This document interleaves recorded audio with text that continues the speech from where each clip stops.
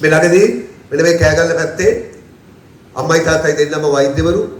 ඒගොල්ලන් හිටියා දුවයි පුතයි. අම්මයි තාත්තයි දෙන්නම වෛද්‍යවරු. පුතා වෛද්‍ය විද්‍යාලයේ අවසාන වසර. දුව වෛද්‍ය විද්‍යාලයේ පළවෙනි අවුරුද්ද. අම්මයි තාත්තයි ડોක්ටර්ස්ලා ළමයි දෙන්නත් වෛද්‍යවරු වෙන්න ඉගෙන ගන්නවා. ඉතින් තව මොනවද? මේ ළඟදී පුතා අවසාන වසර වෛද්‍ය ශිෂ්‍ය පුතා ගෙදර ආවා. ගෙදර ඇවිල්ලා කාමරේට වෙලා දොර වහගෙන ඉන්නවා දොර අරින්නේ නැහැ. තේ එකක් හදාගෙන ගිහිල්ලා අම්මා දොරට ගැහුවා දොර අරින්නේ නැහැ. තාත්තට කතා කරලා කිව්වා පුතා කාමරේ ඇතුලේ දොර අරින්නේ නැහැ. තාත්තා ඇවිල්ලා දොරට ගැහුවා දොර අරින්නේ නැහැ. දොර කැඩුවා.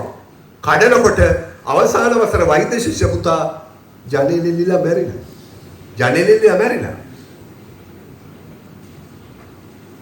හේතුව මම දැක්ක හේතුව හොයාගෙන තිබුණා මේ ගෙදර හුරතලේට ඇති කරන බලු පැටිය මලා ගියා. අපිට වෙච්ච දේවල් මුන්ට වුණා නේද? ඈ ඒ කියන්නේ ජයග්‍රහණ බබනයි. අම්මා විශ්‍රාමික විදුහල්පතිවරියක් කුරුණෑගල එකම පුතා උගන්නලා හඳුරන්නේ යවනවා පුතා වෛද්‍ය විද්‍යාලෙට. වෛද්‍ය විද්‍යාලයේ අවසාන වසර වෙනකම් පුතාගේ එනවා. ඒ අම්මා තාත්තට මොනතරම් සතුටු වෙද්ද? තව අවුරුද්දකින් පුතා ડોක්ටර් කෙනෙක්. දැන් ගෙදර රිමාන්ඩුවට ආවම අම්මට බෙහෙත් ටික ලියලා දෙන්න දාන්න පුතා. වෛද්‍ය විද්‍යාලයේ අවසාන වසර. පුතා මොකද කළේ? කළා මරු වැඩක්.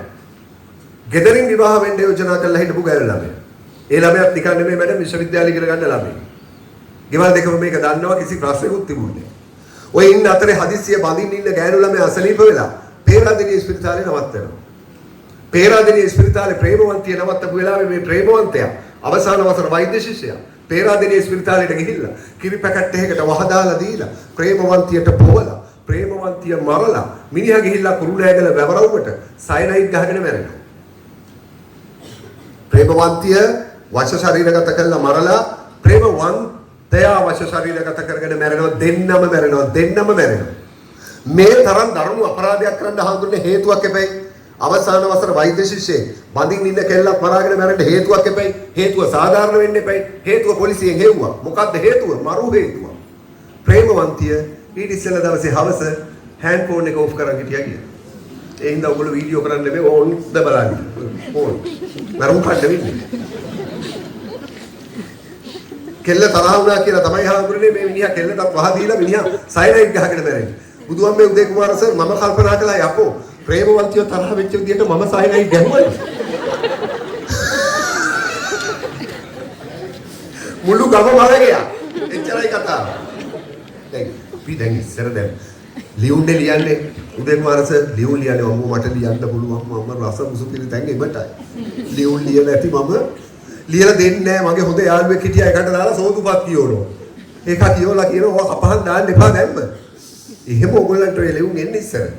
පරණයි දාන්න හාමුදුරුවෝ ඔක ඉතින් ආයේ 4ට 5ට නමලා මැද්දට පවුඩර් හැන්දයි පාම්පු කියන්නේ. පොට්ටයක් වගේ. සමහර ඒවාට තාම උත්තර නැහැ. දැන් ලියන්නේ දැන් චැට්. හාමුදුරුවෝ මේ ළඟදී මට නෝනා කෙනෙක් එකක් කියලා. මේ වීඩියෝ කරලා පුතේ දාන්න එපා ගෙවල් වල දාලා මම වැඩි කියන්න කැමති නැහැ මේ වීඩියෝ කරන ටැග් එක.